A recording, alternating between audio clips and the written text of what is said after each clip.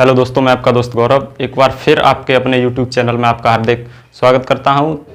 पिछली वीडियो में आपने देखा था प्रकाश का परावर्तन और परावर्तन के नियम। अगर आपने हमारी पिछली वीडियो नहीं देखी है तो वीडियो का लिंक डिस्क्रिप्शन में डाल दिया गया है, उसको ज़रूर देख लें।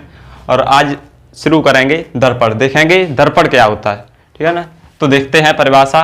किसी पारदर्शी वस्तु के एक सतह पर पॉलिश या लेड ऑक्साइड का लेप करने से बना अपारदर्शी माध्यम, ठीक है ना।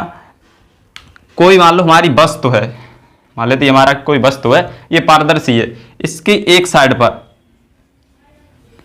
पर जब हम पॉलिश कर दें या पीवीओ की पॉलिश कर दें या फिर सादा पॉलिश पारे की कलई कर दें, ठीक है ना, बना अपारदर्शी माध्यम हमारा दर्पण कहलाता है। ये दर्पण है वो दो प्रकार का होता है, एक समतल दर्पण और एक गोलीय दर्पण। पहला होता है वो होता है हमारा समतल दर्पण, ठीक है ना। और दूसरा होता है हमारा गोलीय दर्पण।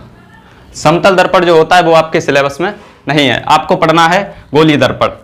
अगर समतल दर्पण देखते हैं तो समतल दर्पण की परिभाषा होती है कि किसी समतल पारदर्शी माध्यम पर जब एक तरफ उसके पॉलिश कर दी जाती, मान लेते हैं ये हमारा कोई समतल कांच का टुकड़ा है, इसके एक तरफ मान लेते हैं ये पीछे जब इस पर पॉलिश कर देंगे तो जो हमारा अपारदर्शी माध्यम हमें प्राप्त होगा वो समतल दर्पण कहलाएगा। आपने देखा होगा जिसमें हम सुबह चेहरा देखते हैं वो दर्पण होता है, वो हमारा होता है समतल दर्पण, ठीक है ना। आप पढ़ेंगे इसमें गोलीय दर्पण। देखते हैं दर्पण। वह दर्पण जो खोखले कांच के गोले से काटकर प्राप्त किया जाता है, जिसके एक तरफ पॉलिश या पीवीओ लेड ऑक्साइड का लेप कर दिया जाता है। जैसे मान लेते हैं हमारा कोई ये कांच का गोला है, ठीक है ना, कांच का गोला है जिसके एक तरफ से चाहे इधर से काट लें चाहे इधर से काट लें, मान लेते हैं हमने ये टुकड़ा काट लिया, वो कर दिया अलग, जिसके एक तरफ पॉलिश या पीवीओ का लेप इधर से काट सकते हैं या फिर हम इधर से भी काट सकते हैं, तो ये हमारा हो जाएगा ऐसा, ठीक है ना। ये हो गया हमारा गोलीय दर्पण।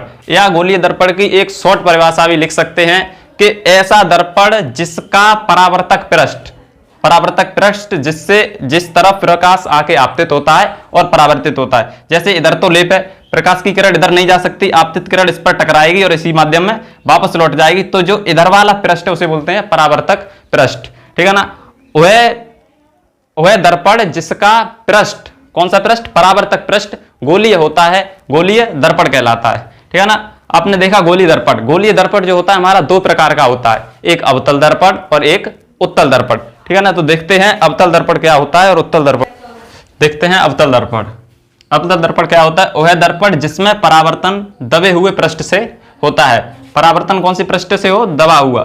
देखते हैं मान लेते हैं हमारा कोई खोखले कांच के गोले का टुकड़ा है जिसके एक तरफ जब इसके इस तरफ बाहरी पृष्ठ पर जब पॉलिश कर देंगे तो परावर्तन किस पृष्ठ से होगा, इससे अंदर वाली पृष्ठ से, ठीक है ना।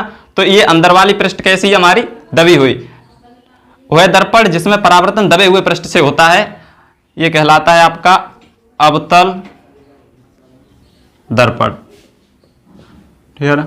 और अवतल दर्पण और उत्तल दर्पण होता है वह दर्पण जिसमें परावर्तन उभरे हुए पृष्ठ से होता है।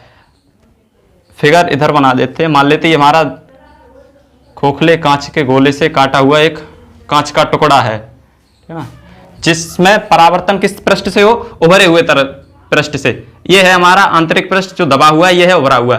जब इसके इस तरफ पॉलिश कर देंगे, ठीक है ना, जब इसके इस तरफ पॉलिश कर देंगे तो परावर्तन होगा वो हमारा इस पृष्ठ से होगा, क्योंकि इधर तो प्रकाश की किरण पार हो नहीं सकती, तो परावर्तन जो हमारा होगा वो इस पृष्ठ से होगा। तो इसे, ये पृष्ठ है, इसे बोलते हैं उभरा हुआ पृष्ठ। इसे क्या बोलते हैं, उभरा हुआ, इसे बोलते हैं उभरा हुआ पृष्ठ, ठीक है ना। जो ये है इसे बोलते हैं उभरा हुआ पृष्ठ। और ये हमारा है उत्तल दर्पण, ये उत्तल दर्पण और ये आपका अवतल दर्पण। ये जो पृष्ठ है, ये जो अंदर वाला, उसे बोलते हैं दबा हुआ पृष्ठ। देखा, गोली दर्पण हमारे दो प्रकार के होते हैं, अवतल दर्पण और उत्तल दर्पण। आप देख चुके उत्तल दर्पण क्या होता है, अवतल दर्पण क्या होता है। अगली वीडियो में हम देखेंगे कि प्रतिबिंब क्या होता है, ठीक है ना। उत्तल दर्पण से प्रतिबिंब कैसा बनता है, अवतल दर्पण से प्रतिबिंब कैसा बनता है। तो आज के लिए समाप्त करते हैं, मिलेंगे अगली वीडियो में।